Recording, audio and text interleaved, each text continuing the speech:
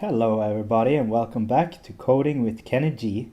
This is episode 2 of our series of creating Viking Chess Hnefatafl, the remake. Alright, this episode we're gonna get into development. So let's start. First of all, we're gonna do a little bit of small stuff here. We're gonna select the main camera. Solid color in clear flags, and then we just put it black like this.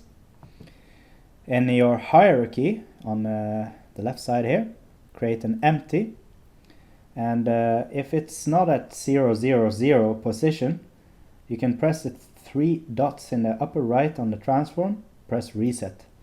Then select the object. You can press F2 to rename it, and we're gonna call this guy board.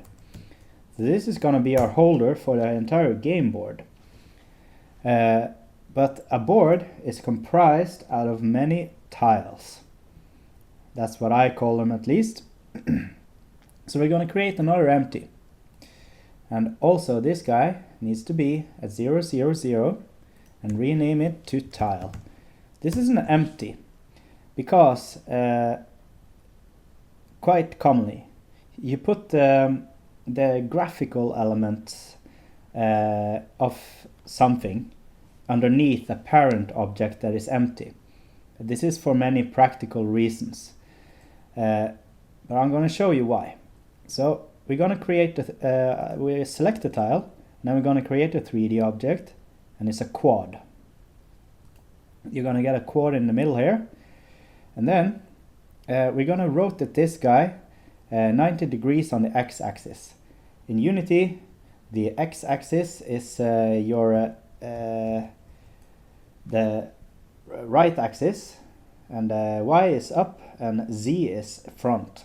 So if you struggle with finding your way around, you can check out these arrows here, where the z is always forward. Okay, we're going to rotate this guy 90 degrees on the x-axis, boink, and what's nice is that it rotates locally. That means that just this object, the quad object, is rotated, while the parent object, tile, is not rotated, and that's the entire point. It's very practical. That's why you do it. That's how you can offset positions for the graphical elements of an object, etc. Okay. So this one is pretty much ready to go. This is a prefab, and we're gonna slap the tile object into our folder prefabs. Then we can just delete this guy out of the scene, because we're gonna spawn it by using something we call a board creator. That's a script that we're gonna make, and we're gonna make 2 scripts here. So create a C# script, and you're gonna call it board creator. We're following Pascal case, which means you do large letters on each word for classes.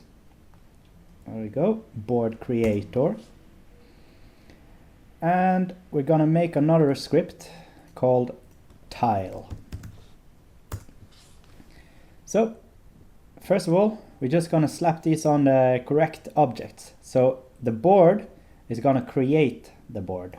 So, and it's going to place tiles underneath it via script. And then there's another trick here. On our prefab here, the tile prefab, we're going to add component, and we're going to add tile. There we go. I'm going to show you why. We're going to open up the board creator in Visual Studio.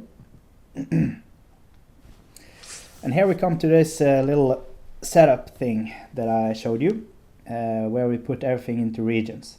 So it's going to start collapse like this. And that's fine, because it shortens everything when we get to it. But in order to use this efficiently, you press hold Control, and you press M, and then you press O. I don't know what it is on the Mac, but it's probably like Command MO, probably.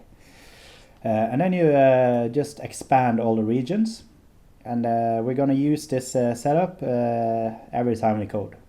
So every time you open a script that has these guys collapsed, you can just hold Control, press M, press O, boink, and then expand it. Right, so I'm just going to make a little comment here about what we're doing. So the board creator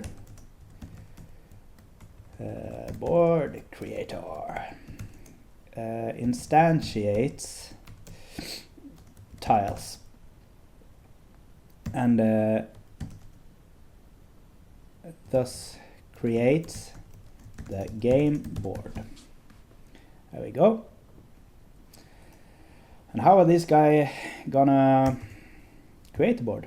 Well, we're gonna have to have a prefab to instantiate, which is the tile.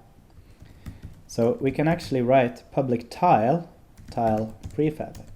For those of you that are unfamiliar with how Unity works, this is better, much better than, for example, writing game object.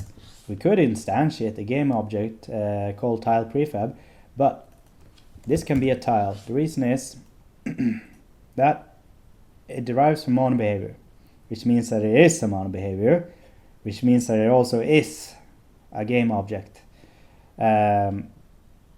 by default, because every mono behavior has to live in the hierarchy of the scene, which is very handy if you didn't know that. So, okay. And I'm going to do something now. I'm going to try to repeat a lot of times just to keep things really nice for a tutorial like. We're going to create an attribute by using square brackets like this. Then you're going to write header. And inside there you can write prefab. Also, a little nice thing. It's not the biggest thing right now, but later in the code this is going to help a lot. We're going to separate after the parentheses by a comma, and then you're going to write tooltip, and then inside there is a string where you can write the tile prefab to spawn. Not too helpful in this case, but I just want to show you right now, and we're going to use it all the time. So I'm going to show you how this looks when we go back to Unity. Then you get like this hover effect where you have a little label there, and this is going to be helpful later on. Not for this particular instance because it's kind of self-explanatory. But okay, so we're going to have a tile prefab to spawn, and what the board creator needs to know also is how large this this board is going to be. And I can tell you that this board game that we're creating is 11 by 11.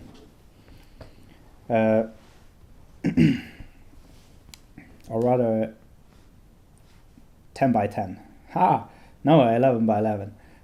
Just give me 2 seconds to think here, but yeah. So we're gonna put a public vector2 int, and we're gonna write this as board size equals new vector2 int of 11 by 11. There we go. This is a default variable set, but we can change this in the inspector if you like. But we're going to follow the game rules for this particular game in Hnefatafl, and for this particular rule set we're using. In short, it's something called Copenhagen rule set. I can probably provide a link below in the description. We're going to talk about more about those things later. So let's see, header and board size, and then we can create a little tooltip. The size of the board must be odd. It's not going to work otherwise. And let's see here. Yeah, last little piece of information that we're going to need is a little array of materials, and I'm going to show you. So back here in Unity, in the assets folder, I created a new folder called materials. You can create a material by create material and call it something. La la la. I'm just going to delete that one, but I created 3 before. It's called tile even, tile odd, and tile special. We have 3 different tile types in Unity. You see them here as black, yellow, and red. So the special tile is the corners and the middle. And other than that is even and odd. Alright, let's go back to Visual Studio. And we're going to create a little array. Public material array. So you denote by square brackets. And tile, the name is tile materials equals new material array with the size of 3. There we go. And we're gonna have a little header here. Tile materials, and the tooltip is gonna be 0 equals even, 1 equals odd, and 2 equals special. So this is our custom little way of telling ourselves what we're going to place into each of these slots. Instead of, you know, through code finding out something that the user did or something. In this case, we have to set it up correctly in our editor. But that's fine. Okay, that's pretty much a recipe for creating these tiles. There is some things that we need to access in a tile, and that's why we have created a tile script. This guy is gonna have to know about its own renderer. So we're gonna have a little section here of component references. So these are references that a tile gathers about itself. So it needs to know about the renderer on its quad object. So we're just going to write public renderer my renderer. I tend to use this convention. You don't have to, but it is one way of you know, separating out stuff. Is every time I wrote my in front of anything, I know that I wrote it. So yeah, just a little snippet there, and the header can be component references. Okay, so this is going to be a drag and drop into this object on the prefab itself. Let's save both of these scripts. You can save them all by holding Ctrl-Shift-S. I don't know what it is on Mac. Probably somewhat equal. Okay. First of all, we're going to go into prefabs on the tile prefab. We're going to have to work on the prefab itself. And in the new Unity, you have to open the prefab in order to see what's underneath it. So what we're going to do is we're going to select the parent object, which is a tile, and then we're going to drag and drop the quad, because that's where the renderer is at. As you can see here, the mesh renderer is here, and here is where it assigns its material, which is what we're going to use. And we need to actually assign these materials some colors. So I'm just gonna make it real simple. The tile special is gonna be red, like ultra red, full on. The tile odd, that can be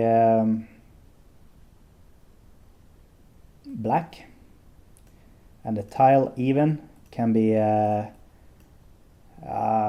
nice orange, full on. There we go.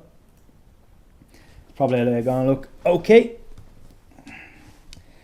So all of these are assigned values in its albedo color, like that. By the way, these guys are just the standard materials with standard shaders and everything, so we haven't touched any of that stuff at all yet.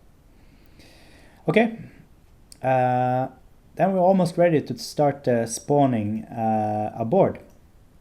So what lacks here is that we need to select the board here in the hierarchy, and we have to drag and drop the tile prefab into the tile slot, like that. And then we have to assign the correct material to the correct slot in the tile materials array. It's just one of those things that it's programmer kind of style to do this, but yeah, 0. So element 0 needs to be the even material. Then the odd material is at 1, and the special material is at 2.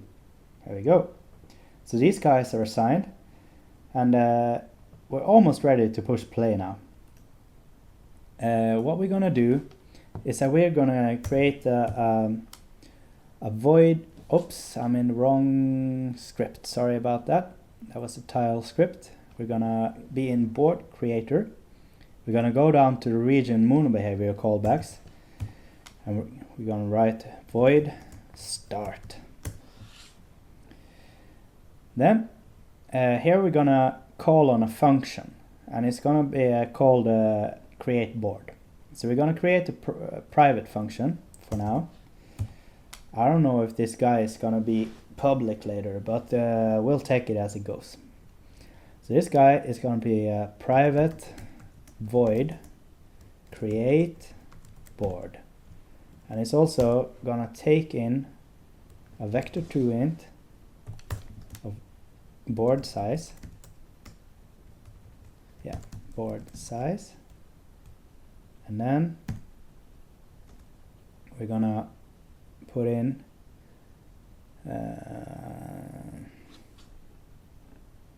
yeah, we can take the prefab.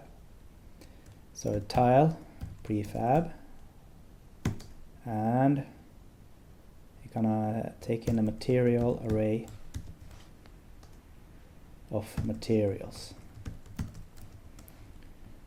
The reason I'm doing this in the parameters is that if you want to change this later, it's way faster. And if we decide to change some of these variables and stuff, we still just have the function that is ready to go. So it might feel like it's a little bit of duplicate, but it might change later, so don't worry too much about it. First of all, we're gonna create a double loop, which is gonna iterate both on the x and the y. Think about it's a 2D array. So we're gonna first create a for loop that iterates over the x. So you're gonna write for int x equals 0, x less than board size, and x plus plus, and close that with brackets. And then inside of that, we're gonna create a loop that runs over, you could either call it the y or the z. Intuitively for us, what we're doing is that we're gonna spawn, they're gonna run like this, and then on the z-axis actually, because that is how we think about the world. Since we have rotated this guy 90 degrees, so it's but the board is pointing forward, right? And we're gonna place our camera relative to the forward axis because it's easier for us to just relate to. So we can actually call this for int z equals 0. Yeah, sorry, before I write that, just fix that stuff up here. X is less than board size dot x, and this guy is for int z equals 0. Z is less than board size dot y. So that is the second component of the vector2 int. And then z plus plus. All right. So then we have created a double for loop, and inside here we're going to instantiate each item or tile on these positions, so the z and the x. So you can actually create a vector3 spawn pos equals new vector3. And here's the thing, now we have to now you see why it kind of makes a point of saying that we're dealing with the x axis and the z. So we're gonna use x on the x-axis component. For the y, we're just gonna write 0, and for the z, we're gonna write z. So that's gonna be the spawn position of this tile. And then we're gonna have to create a tile reference to the thing that we're spawning. So we're gonna create a little variable called tile t equals instantiate. And what we're gonna instantiate, this is a Unity function. We're gonna instantiate this prefab. I'm just gonna find the right one here. There we go. We're gonna instantiate the prefab. We're gonna put it at the spawn position. We're gonna use prefab dot rotation dot game object dot rotation transform dot rotation prefab dot game object dot transform dot rotation. It's actually, in this case, we could actually write quaternion dot identity, because this guy is 0, 0, 0 in its rotation in the parent object, which was the whole point of creating an empty and then having the visuals as a child object of that parent. And lastly, we're gonna, just for clarity's sake, write this dot transform. You don't have to, but it's just because I'm showing this in the tutorial. Since this guy is a mono behavior, we always have access to its own transform. But just in case, since it could be nice for a tutorial, we can write this dot transform. It just explicitly says is this, but this code is identical. All right, and that guy is saved in a reference here, the T. And here is where a little bit of magic comes in. I just need to fix a typo up here. It was supposed to be a semicolon. Now we're gonna decide which material to assign this tile based on its x and y x and z coordinates. So first of all, we're going to check if this is a center tile. So that means if board size, if x equals, double equals that is, board size dot x divided by 2, and z equals board size dot y divided by 2, which is then the middle tile, then we have to assign this tile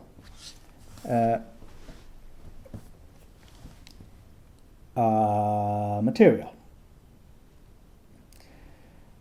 This is gonna be a little bit of disgusting code. This is one of the things I don't like too much about Unity. But there are certain things that you can kind of talk directly to a variable to. And that is like public component references that are supposed to be dragged and dropped in other scripts. But this could be done a lot better. But we're going to do it for now. We're going to say t.myRenderer. We get access to that guy because it's public. I can show you some tricks to hide this stuff later, but for tutorial purposes, now we're just going to talk directly to the renderer, or rather variable in the tile script, and we're going to say t.myRenderer.material. This is a special property that contains the current material. If we assign this new thing, it's going to be instanced. t.myRenderer.material equals, and we put up our rules here so that we have to access tile material at index 2. Tile materials at index 2. So we assign special material. And then we're going to write else if. Let's see here. We're going to check if any of these positions here, if we are at any of the 4 corners. So it's going to be a little bit of a longer if block, but it's not hard or anything. It's just going to look a little bit wonky. So if x equals 0 and z equals 0 means we're at the lower left corner, right? So I'm just gonna split this up into segments. So each statement gets its own line. So first, just to help you out here a little bit, I'm gonna write a little bit of comment. First, lower left, and then we're gonna go clockwise from there. So lower left, upper right, lower right. So on a new line here, just to help you out, we're gonna say that if x is, I forgot one thing. There we go. After the first statement line here, we're gonna write OR by 2 pipes. So if x equals 0 and z equals 0, or x equals 0 and z equals board size dot y minus 1. So that's upper right. No, upper left, sorry. And then new line, if x equals board size dot x minus 1 and z equals board size dot y minus 1, then we're upper right, or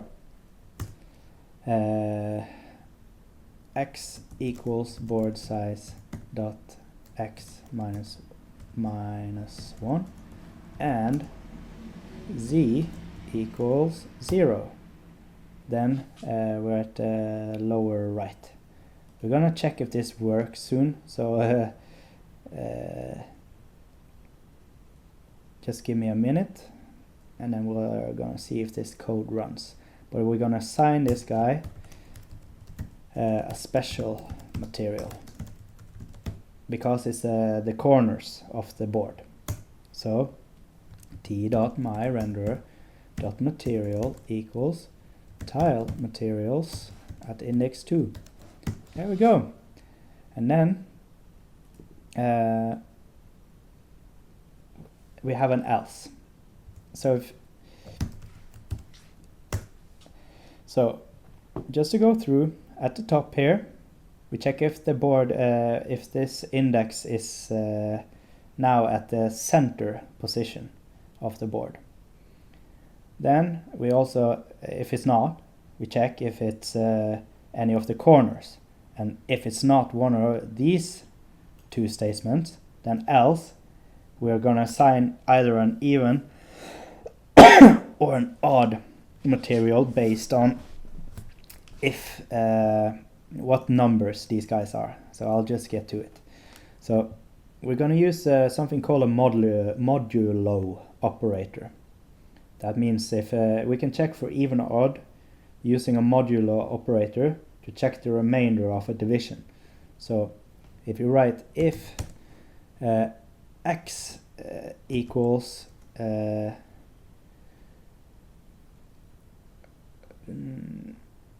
let's see here, how did I do this again? I just have to remember. Give me 2 seconds. If x if x modulo 2 equals 0 and z modulo, just denoted by percentage sign, equals 0. So if both of these guys equal 0, then we have an even tile. So then we just assign this tile t.myRenderer.material equals tile materials at index 0. So that's the odd. No, sorry, even. Assign even material. And then we have an else if. If x modulo 2 equals 1 and z modulo 2 equals 1, then assign odd material. t.myRenderer.material equals tile materials at index 1. There we go. Alright, let's hope this just works. Let's see if I've forgotten something. Space out a little bit here. It might look a little bit wonky, this code, but it's not too bad once you think about it in segments. Okay, we actually have to call this function. So we're going to call create board from start function, create board with the board size. In Visual Studio, just so you know, if you have named equally named variables, the one that is not denoted by a colon afterwards is the one that we have as a field. So we're going to use that one, and then we're going to send in the tile prefab. There we go, and then tile materials. Boom. Yeah, that should be it. Start is called automatically once the game launches, when we press play. And this guy is in the scene, and it's called after wake, but we're gonna call this one from start. No errors, good. So let's see if we get lucky. You can check down here in the scene view or in the game view up here. Yeah, beautiful. So there we go. We have a board. And I would call that a pretty decent starting point. We got through quite a bit of stuff, and it took me a little bit longer than I expected to just do this tutorial style, you know. Cool. So I'll leave the episode here with the board creator online and with the tiles available. It's looking real ugly right now, but maybe we can do something about that a little bit later. But anyway, I'll see you in the next episode, and thank you very much for watching so far.